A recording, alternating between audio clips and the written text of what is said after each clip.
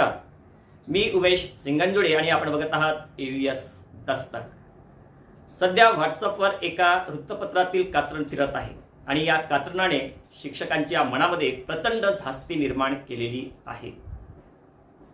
सध्या लोकसभा निवडणूक 2024 चे बिगुल वाजलेले आहे। 19 एप्रिल ते 1 जून अशा 7 टप्प्यामध्ये ही निवडणूक संपन्न होणार आहे। विदर्भात 19 एप्रिलला मतदान आहे। या अनुषंगाने राजकीय सभा आणि राजकीय प्रचार रॅली यांना सुरुवात झाली आहे। मग या राजकीय सभांना प्रचार रॅलीला शिक्षकांनी जावं की जाऊ नये आणि गेलो तर आपली नोकरी जाईल की काय अशा प्रकारची भीती आता शिक्षकांच्या मनामध्ये निर्माण झालेली आहे। बीड येथून जी बातमी लागलेली आहे आणि जे कात्रण संपूर्ण महाराष्ट्रभर शिक्षकांच्या व्हॉट्सअपवर फिरत आहे त्या बातमीमध्ये असं लिहिलेलं आहे की शिक्षकांना राजकीय सभा प्रचार रॅली यामध्ये जाता येणार नाही। हे नियम खाजगी शाळेतील शिक्षकांना सुद्धा लागू आहेत अशा प्रकारचा निवडणूक आयोगाने आदेश काढलेला आहे। अशा प्रकारची ही पोस्ट फिरत आहे। यामुळे शिक्षकांच्या मनामध्ये प्रचंड भीती निर्माण झाली आहे।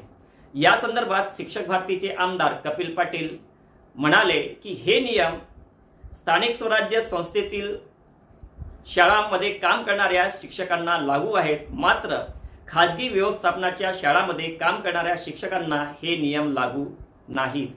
भारतीय संविधान आणि महाराष्ट्र खाजगी शाळा कर्मचारी विनिमय 1977 आणि अधिनियम 1981 अंतर्गत खाजगी व्यवस्थापनातील शाळांतील काम करणाऱ्या शिक्षकांना ग्रामपंचायत पासून तर लोकसभापर्यंत निवडणूक लढवण्याचा अधिकार आहे। त्यांना राजकीय सभामध्ये प्रचार रॅलीमध्ये जाण्याचा अधिकार भारतीय संविधानाने दिलेला आहे।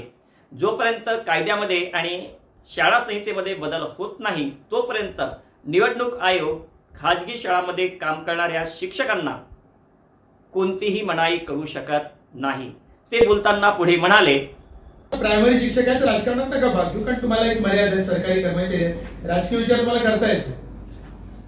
पण माध्यमिक शिक्षकांना तर कसंच बंधन नाही। उलट तुम्ही जेवढं राजकीय काम कराल ना तेवढा तुमचा संस्था ज्याला घाबरेल। जेव्हा राजकीय काम नाही करत कोणी न बोलता।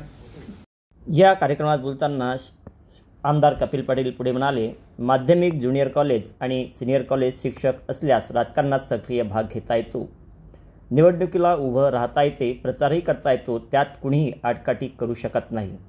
मात्र जिल्हा परिषद व महापालिकेचे प्राथमिक शिक्षक असल्यास त्यांना सक्रिय राजकारणात भाग घेता येत नाही। दोघांच्याही सेवा शर्ती व कायदा वेगळा आहे। निवडणुकीच्या प्रचारात शिक्षकांना भाग घेता येणार नाही अशा पद्धतीचे आदेश काही अधिकारी परस्पर देत असल्याच्या बातम्या आहेत। जिल्हा परिषदेचे कर्मचारी हे शासकीय कर्मचारी आहेत, ते सरकारी कर्मचारी असल्यामुळे त्यांच्यावर बंधन जरूर आहे। मात्र माध्यमिक, उच्च माध्यमिक आणि महाविद्यालयीन शिक्षकांना खुद्द डॉक्टर बाबासाहेब आंबेडकरांच्या संविधानानेच निवडणुकीसंदर्भात स्वातंत्र्य आणि अधिकार दिला आहे। हे शिक्षक शासकीय किंवा निमशासकीय कर्मचारी नव्हे, तर ते त्या अनुदानित शिक्षण संस्थांचे किंवा विनाअनुदानित शिक्षण संस्थांचे कर्मचारी असतात। त्यामुळे त्यांना कोणताही अधिकारी प्रतिबंध करू शकत नाही।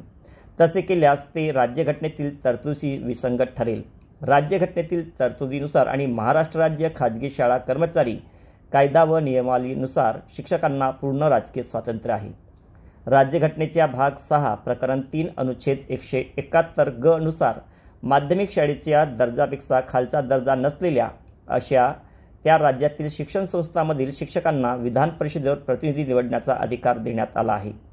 महाराष्ट्र खाजगी शाळा कर्मचारी विनिमय अधिनियम 1977 आणि नियमावली 1981 मध्ये शिक्षकांना निवडणूक लढवण्याचा अधिकार देण्यात आला आहे।